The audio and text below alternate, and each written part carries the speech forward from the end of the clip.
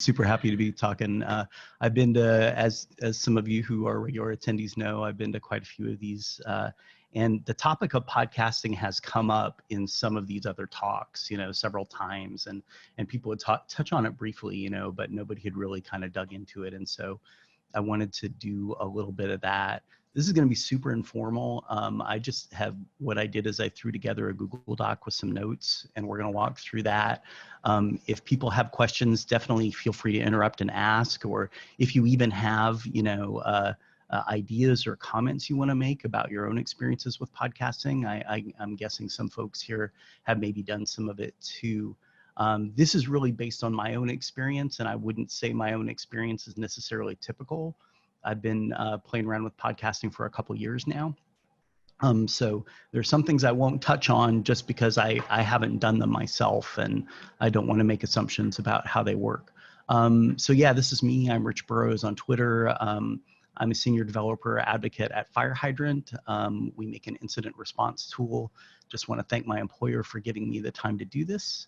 Yeah, I'm kind of old school. I've been in tech since the 90s. I started as a sysadmin. I worked in a lot of different roles, moved into DevRel a couple years ago. I've launched 2 different podcasts in the last few years. I made one for my previous employer about chaos engineering called Break Things on Purpose. And then I have my own podcast called KubeCuddle that's about Kubernetes, folks in the Kubernetes community. I launched that in February, I think it was, which turned out to be a really, really bad time to launch a big new project because the lockdown happened a few weeks after, and I got 3 episodes in and ended up going on an unplanned hiatus. So that's actually coming back. I have my next interview lined up, so I expect that there will be a new episode in the next few weeks. So why do we want a podcast? It's a really great medium for storytelling, and I think this has come up in some of the previous discussions that we've had here. I feel like storytelling is really important in what we do in DevRel, and I think that it's a really basic human need to both tell and listen to stories. It's a good way to let people know more about you as a person by participating, as a host, and also to help establish your own personal brand. And talking to people and hearing their stories is really rad.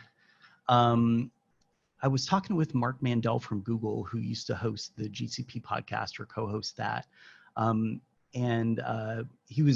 conversation was actually one of the things that inspired me to do the Kubernetes podcast. And what he mentioned is that when he was working on the GCP podcast, if there was something that he wanted to learn about that he didn't know about, he would just find the expert, and invite them on the show and ask them questions about it and learn about, this thing, that, so it was a great way for him to actually do research and improve his skills and stuff along with, the other benefits.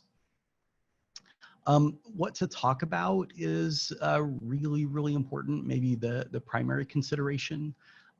There's some things that you can do. You can do some research, look at what else is out there. I think it's really, really important to find something that you're passionate about. This to me is important not only because it will influence the kind of conversations that you have with people on the podcast, but also because this is ongoing work, right? You're going to be doing this on a regular cadence, and it just keeps going and keeps going. And to be able to follow through with that sort of long-term project and keep it rolling, I think that it's important for it to be something that you're passionate about. There are lots of different formats that people use, some things that might work for DevRel. There's the narrative kind of format, something like Serial, which I think most people are probably familiar with. I think that it's maybe less applicable to what we do, but I think it could potentially be done, like talking to users about their stories, things like that, and not having it be strictly just an interview, but actually more of a structured kind of story that you tell. There's one-on-one interviews. I really like that format a lot. And the previous podcast that I did, there were 2 of us co-hosting, and we would interview people together. And this podcast that I started on my own it's just me and the guest. And there's just something a little bit more intimate, you know, when it's just that one-on-one conversation. I think when there's two of you interviewing someone, I feel like it can take a while to sort of get in sync with your co-host. You know, you end up stepping on each other sometimes, or you get in that position where it's like, oh, well, I've asked the last 3 questions, but I've got this other question, but I really should ask it to give my co-host some space, you know? So I think there's benefits to having more people, you know, but it's just different, right? And I feel like that one-on-one conversation is a really interesting format.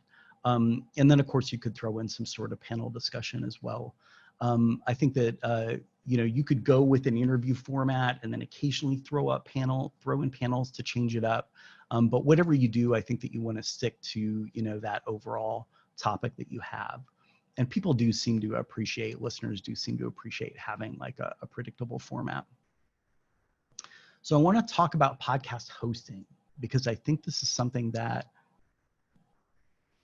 people may not know about. It's something that I didn't really understand, and I'd been listening to podcasts for like several years, you know, but until I really started like working on the other end of it, I didn't know how this all works. But a podcast episode is just an MP3 file. That's your artifact. And that gets thrown up on your host, which is just basically an HTTP server for serving up those files. So there's an RSS feed, and that has all of the details in it, like the name of the episode number, the show notes. All of these things live in that RSS feed, and then the clients are going to access that RSS feed, and they might do that through a platform like Apple Podcasts or Spotify, or you know, you could potentially go directly to that RSS feed URL in your client.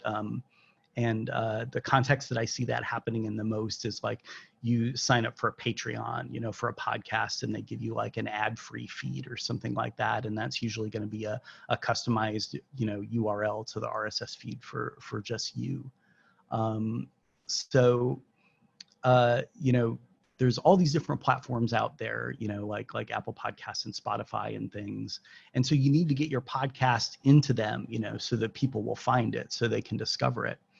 And how you do that is just a lot of these things, because there's not standardization, are really just kind of like, it depends, right? So your host may give you an interface where you can just press a button and you get listed in Apple Podcasts, or you may have to go directly to Apple and register. It just depends on your host. I use this host called Transistor.fm that I really like. But there are lots to choose from. And, you know, if you do go down the road of starting a podcast, it's a really important decision because of things like what kind of metrics you get, and, you know, stuff like that, that's going to be important to folks in DevRel. So I definitely recommend like looking at a few, you know, and they pretty much all have trials, you know, so do some sort of bake off and look at what they have to offer you. So because we just have this HTTP server serving up these files, that has big implications for what kind of metrics that you can get. All the host knows, really, for the most part, is that somebody downloaded a file. And that's like your central source of information. So you're very limited in terms of what kind of metrics that you can get out of that. The host doesn't even know how many people are subscribed. So like at Transistor.fm, they actually give me a number where they say you have X subscribers, but then there's like an asterisk by it. And if you look at the asterisk, it literally just says like, this is our guess, you know, like they just can't know. They have some sort of algorithm that's looking at like repeat clients or something like that, I think. But the different podcast platforms actually know quite a bit more, because they control the client end too.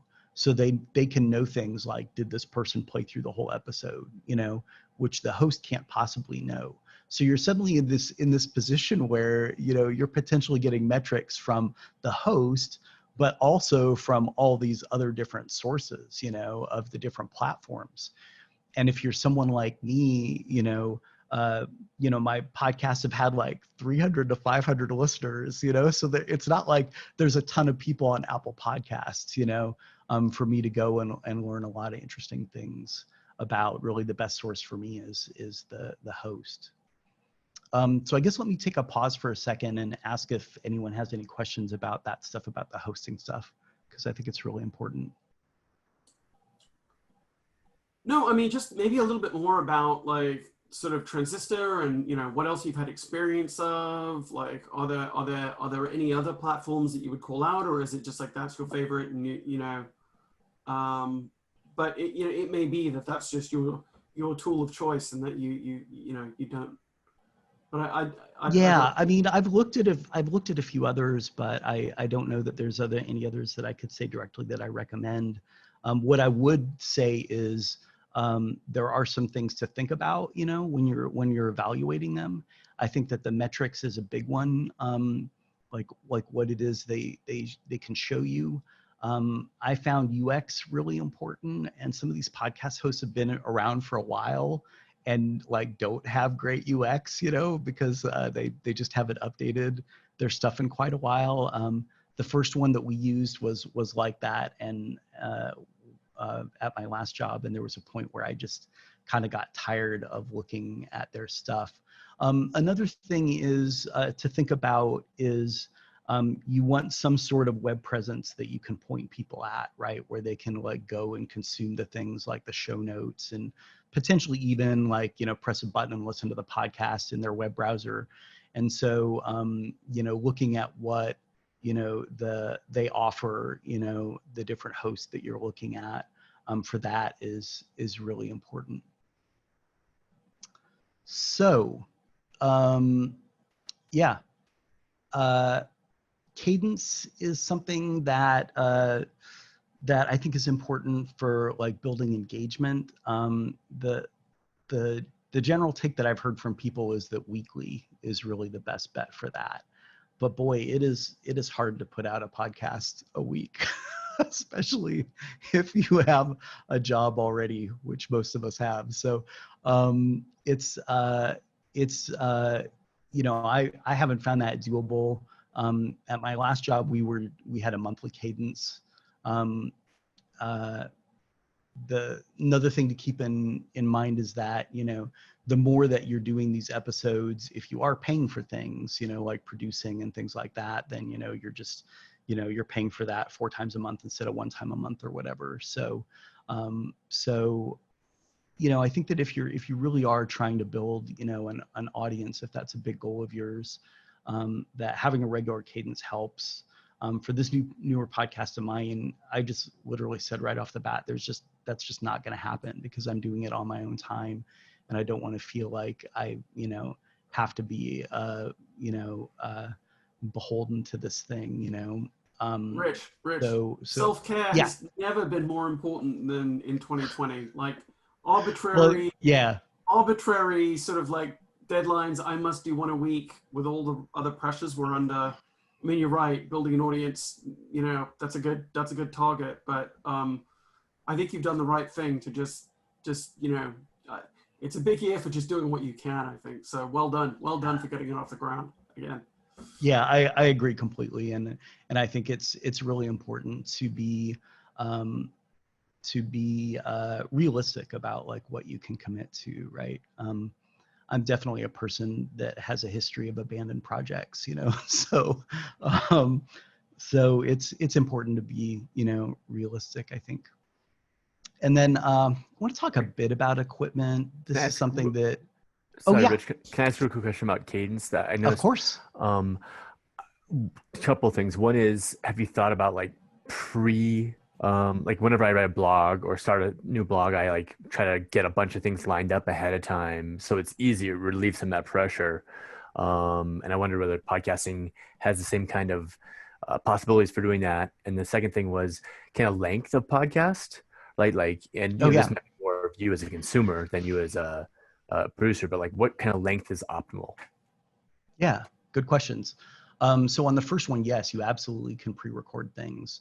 And we did that at my previous job. So we usually, our goal was to always have one finished podcast like in the can, right? That we could push out at any moment, so that if we got behind, if there were other pressures, and we weren't able to work on stuff for a while, we always had the thing we could throw out on that certain day of the month. So I definitely think that's a good idea. The one sort of downside about that is that the further ahead that you record things, the less kind of topical you can be, right? So if you want to talk about that event that just happened, or something like that, you're suddenly releasing that episode like 2 months down the road if you're pre-recording and doing monthly cadence, So that's something to think about, In terms of the length, I don't honestly know what, I'm sure there are people who've researched that, and would tell you like what the optimal length is.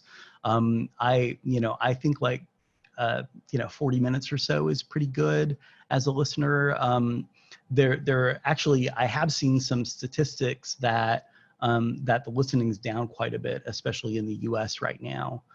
That a lot of people were listening to podcasts like on their commutes, and if you think about the length of a commute, 30, 40 minutes seems pretty good, right? I've definitely recorded some episodes that are a lot longer than that. Some of the ones that I've, recorded for the Kubernetes podcast have been hour and 20 minutes, hour and a half, something like that. In that example, again, I'm worried less about engagement than I might be in some scenarios. So I'm more interested in like what people get out of the conversation. So if somebody stops listening halfway through, my feelings aren't hurt by that, But I think that there are people who would probably tell you that serving up content in smaller chunks, has advantages to it when it comes to people's attention spans and things. I guess like anything, I'd say, do some experimentation if you want to play around with that. Thank you, Rich. Okay, yeah. One, this is great. So thank you so much for pulling this together. Oh, you bet.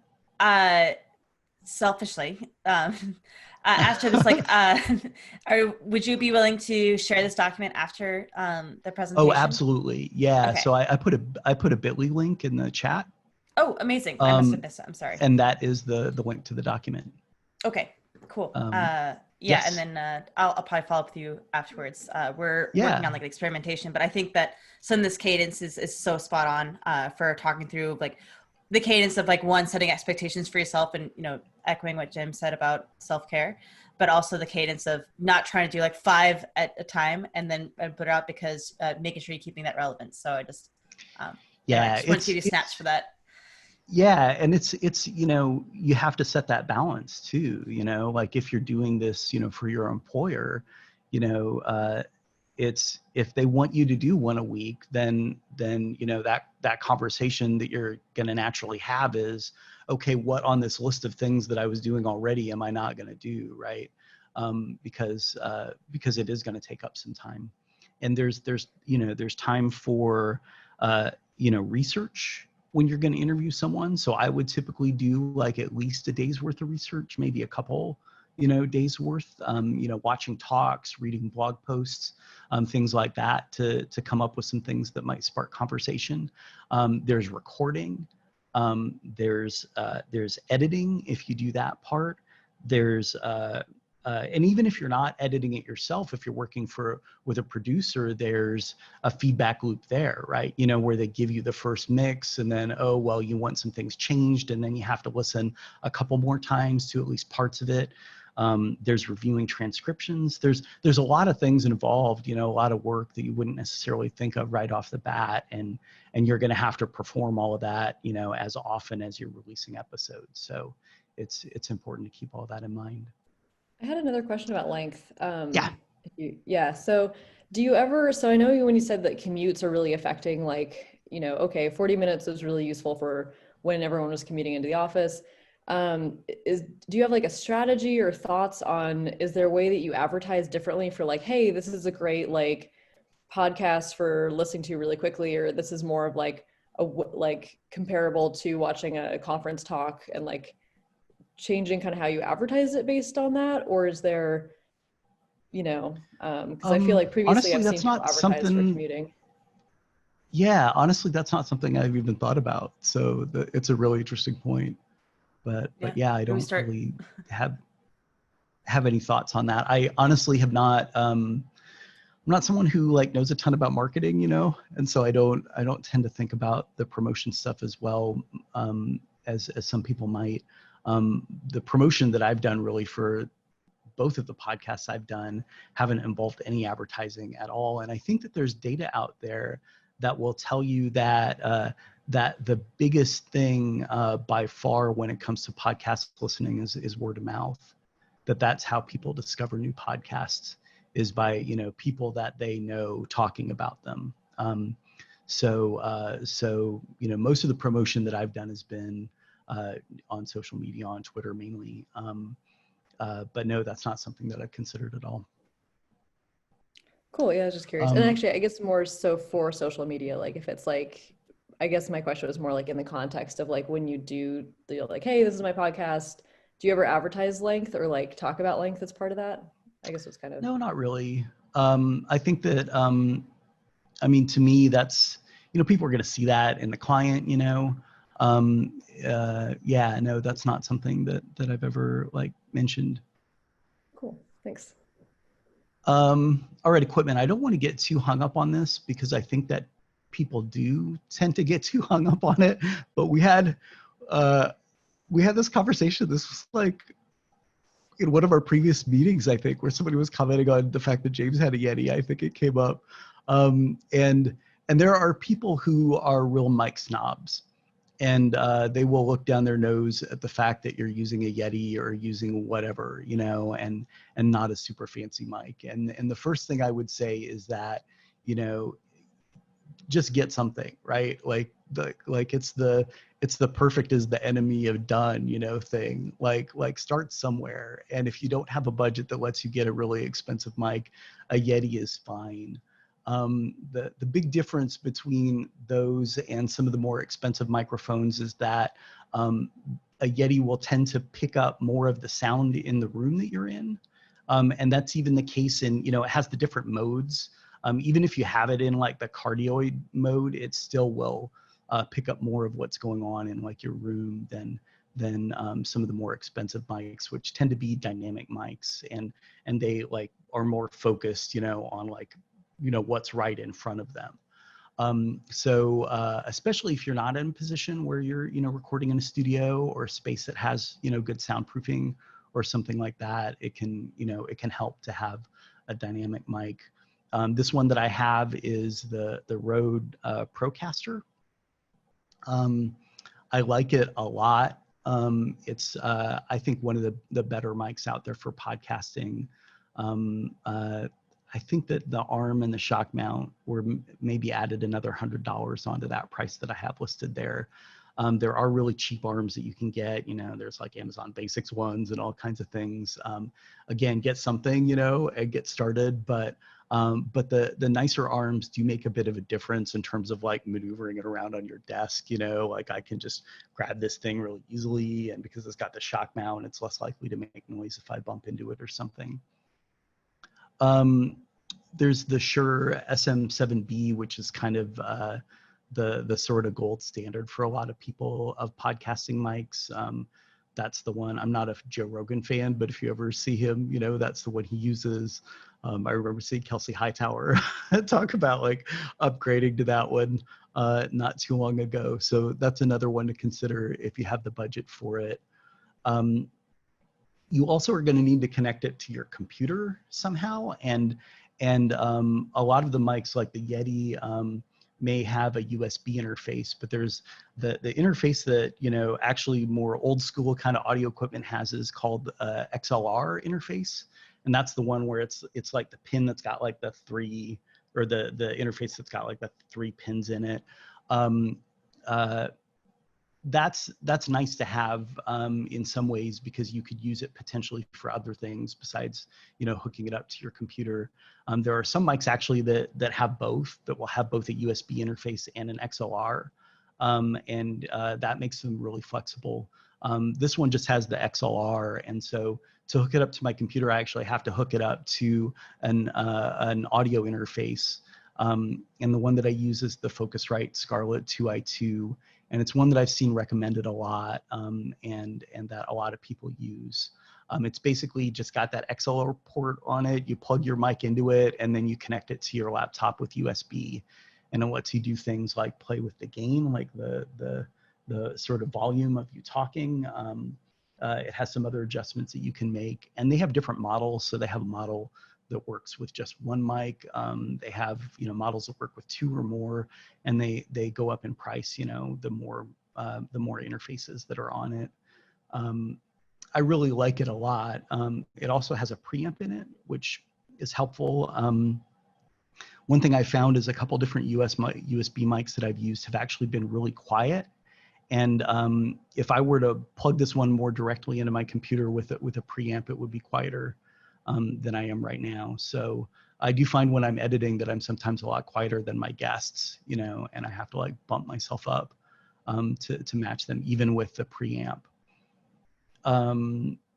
Another piece of equipment that you might want is some people use those soundboards, where you can have them programmed with different like music or sound effects and things, and then you can just like push a button, when you want that thing to come in to the audio.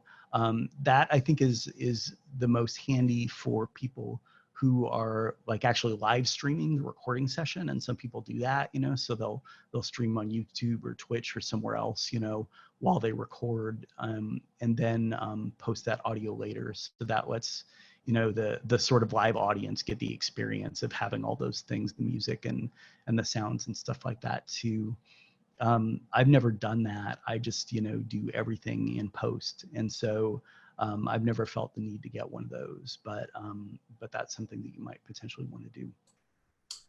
And music there, Rich. Well, yeah. One question I've got is, I'm always sort of, I know there is like copyright free stuff, but I'm always like wondering about like where do you like where to find the good music that you're not gonna like, I don't know, be infringing on someone's copyright. Some of it I always wish it would be like fair use, but it probably isn't. So I don't know if you have any tips or ideas. I think that's a little further down, but yeah, the this site, the freemusicarchive.org. In that case, just ignore me and I'll find out. Okay. No, it's all right. I was going to bring that up, but it's an important thing. The music is a really important element, and there is good stuff out there. The last couple of podcasts that so the podcast at my previous job and my current one, I've both used the music from this same musician because I like it so much, and he actually writes music for video games. So the music that I've been using for my podcast has actually been from these sort of like 8-bit video game soundtracks, which has been really fun. There's stuff that you'll find out there that's going to be Creative Commons, and some of it is just going to be straight up public domain. So the things that I've been using have been Creative Commons, and so I'm just acknowledge that person in the show notes, and also like in the end audio credits that I have. All right, so any more questions about equipment stuff? Got a bit more to roll through here. All right, so recording, you're probably going to be doing one of 3 things. You're going to be in a studio, probably not, especially right now, but maybe you might be recording on site, and you'll see people wandering around with like mics and digital recorders sometimes at conferences, or you might be recording remotely. I've only done remote stuff, so that's kind of what I'm going to focus on, but I know a tiny bit about some of the other things. Having some sort of thing that is going to record locally on each speaker's laptop will give you the best quality. There's this thing called Zencaster that was the main thing a lot of people used to record podcasts remotely for a long time. I used them for the last podcast that I did at my previous job. It's not bad, but we had some reliability problems with them where, the recording session would just, kind of blow up, and we'd all have to reconnect and start over. And it just makes things a little bit more painful. The other thing is that when you're recording locally, that means that file has to get shipped somewhere, at some point, right? So from your laptop to wherever. And with like Zencastr, the way that works is you can hook it up to like a Dropbox or a Google Drive. And then what it will do is at the end of the recording session, it will upload everybody's files to that location. There also is like a local version cached somewhere, that people can like recover if the upload doesn't work. But I now use this service called Squadcast that's a lot newer, that I like a lot. And one of the things that they do is that they upload incrementally, like during the recording session, which I think works a lot better. The big thing about uploading at the end to consider is the amount of time that it takes. So because when we were using Zencastr, you had the option to record either waves or MP3s. And we had to basically do MP3s because it just took way too long to upload a WAV file at the end because it's uncompressed, right? And you don't want the guest to have to hang around for like an extra 20 minutes or half an hour while the file's uploading at the end. That's super awkward. So we ended up going with MP3s, but obviously, when you're editing, or maybe it's not obvious to everybody, but if you have experience editing audio, you'd much rather start with an uncompressed artifact, right? Than to have your, kind of master artifact be compressed. So that's one of the nice things about Squadcast is because it's doing that incremental upload, I can download a WAV file from them at the end and use that when I start editing. I also really like their UX. There are some other things out there too, like there's this app called Anchor that I've looked at before that actually even has like a mobile app where you can, literally have somebody like, record using their phone. That one seemed a little less flexible to me. I feel like you're kind of locked into their platform a little bit more if you use it. But there are other options too.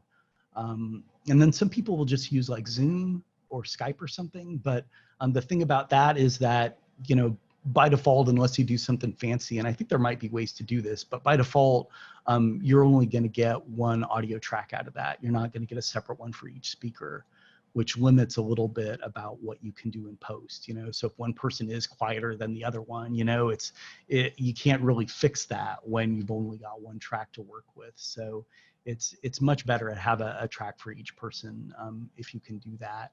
And it also helps with editing out, individual things. One of the funny things when I edit the stuff for the Kubernetes podcast, like 90% of what I do is just taking out when I'm saying like, because like when I'm interviewing someone, I have this need to like just chime in like that, like just to keep them going and like encourage them and let them know I'm listening. But it's just kind of overkill for the actual listener of the end podcast. And so like a whole bunch of what I do is just taking out like me saying that stuff. And there's, fancier things that you can do. There, really good producers will like actually, take out, even, breaths and other things, that might be distracting to the audience. But again, it's a lot more flexible if you have like that one track per person. And then of course, soundproofing can help. I've not done that. I record here in my office, which is all like literally like bare walls. So it's like about the worst scenario. If you ever are in a pinch, recording in your closet is an option.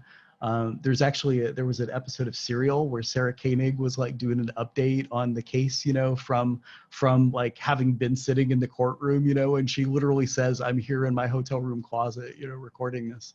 So it's, the clothes and stuff in there just, kind of suck up the sound. So the problem is the sound like bouncing around. That's really the issue. And that's why you see like people who have like those, the soundproofing material, what it's doing is soaking up the sound. So it isn't like bouncing around the room. And you can hear it sometimes, in recordings, that the room is like really live is like a term that people use, for there being a lot of that kind of like bouncing around to the sound. Any questions about this stuff? Okay, just a couple more sections here. Editing and producing. I think that having good sound quality really helps. I know that I'm much likely to listen to a podcast if, I find like the sound quality, really annoying or bad. I kind of say this like 2 or 3 times, but like pay a producer, seriously. If you have the budget for it, unless you happen to have that skill set, unless you happen to be really, really good at editing audio already, pay someone to do it if you can. If you're doing this for your employer, just build that into your budget. Just tell them it's going to cost, like $200 an episode or whatever. I did that at my last job, and it really saved me a lot of pain. There are a lot of producers out there. I don't have any on this list. I can add a couple that I know of that are pretty good. I'll do that after the meeting.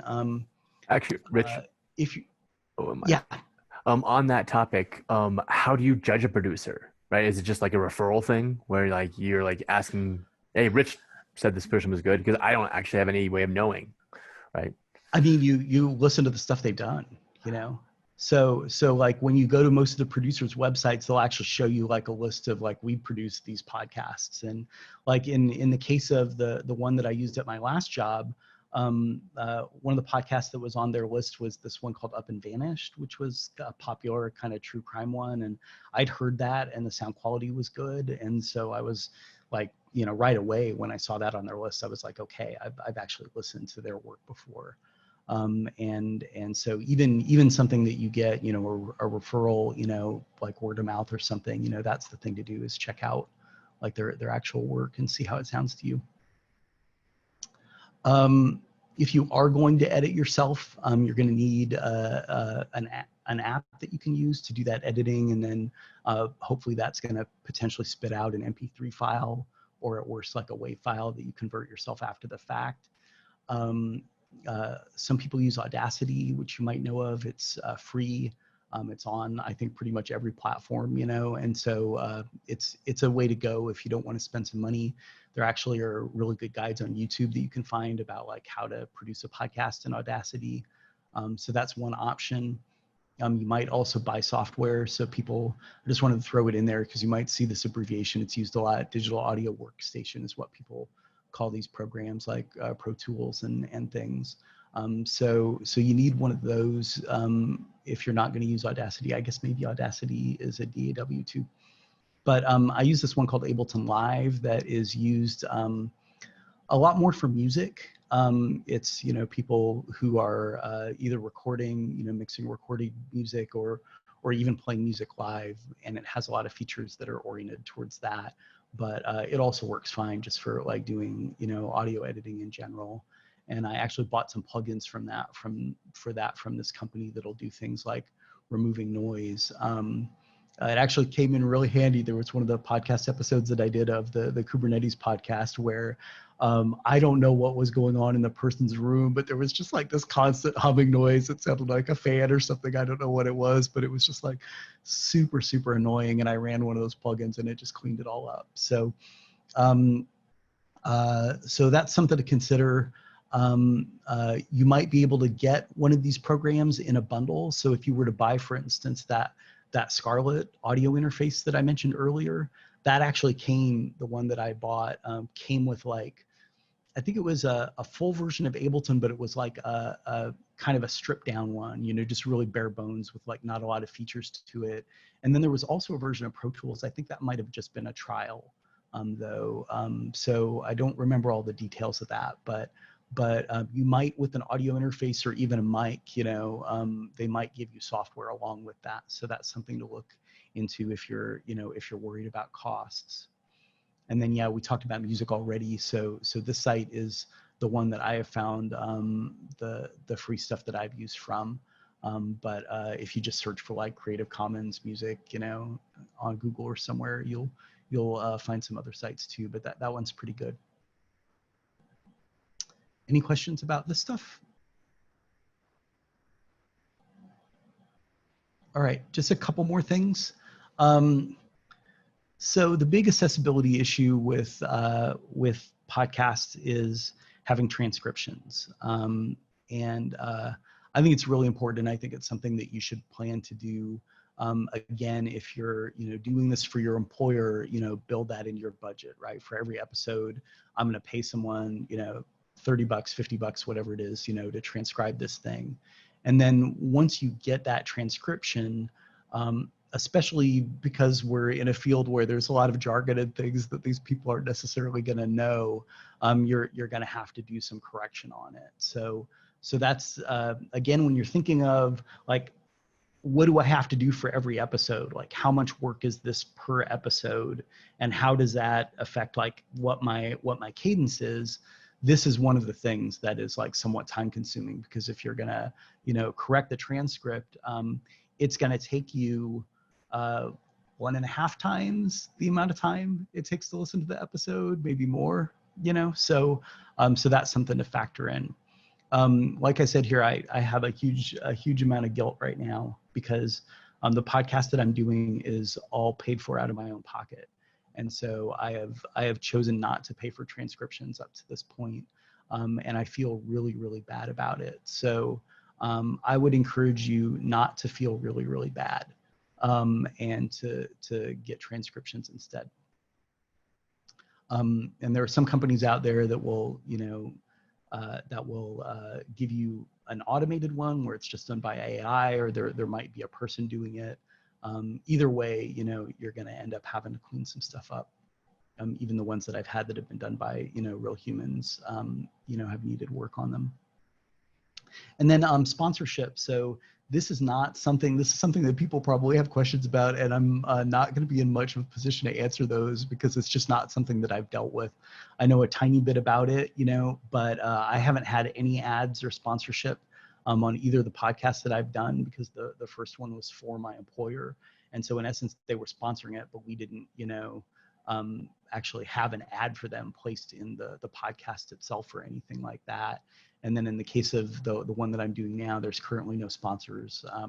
I might try to, change that at some point, but there's a couple different models.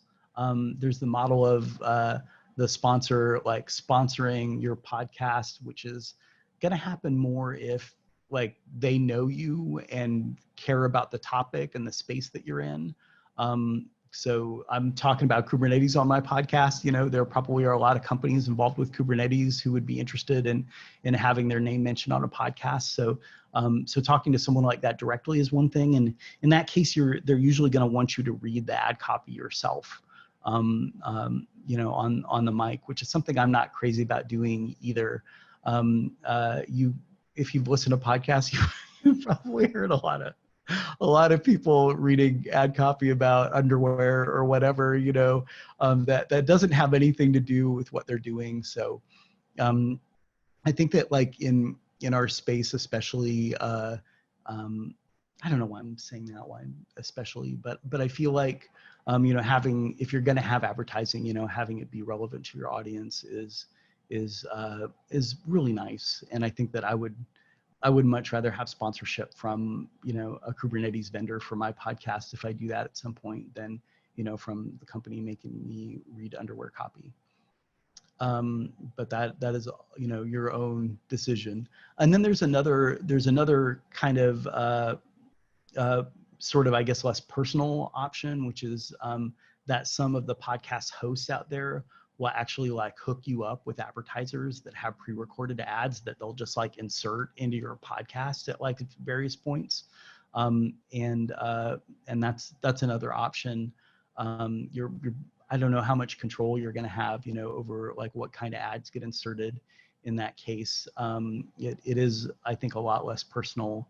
And again, depends a lot on your context, right? Like if you're doing something on your own, maybe you need to monetize that to offset what you're paying for these things like hosting or producing or, transcriptions, all these costs that you're accumulating, you might need to make some money to offset that. If you're doing this for your employer, they probably aren't necessarily going to want ads from a competitor or someone else in tech, inserted into the podcast if they're doing it as like a community outreach thing. So it depends a lot like on what that context is.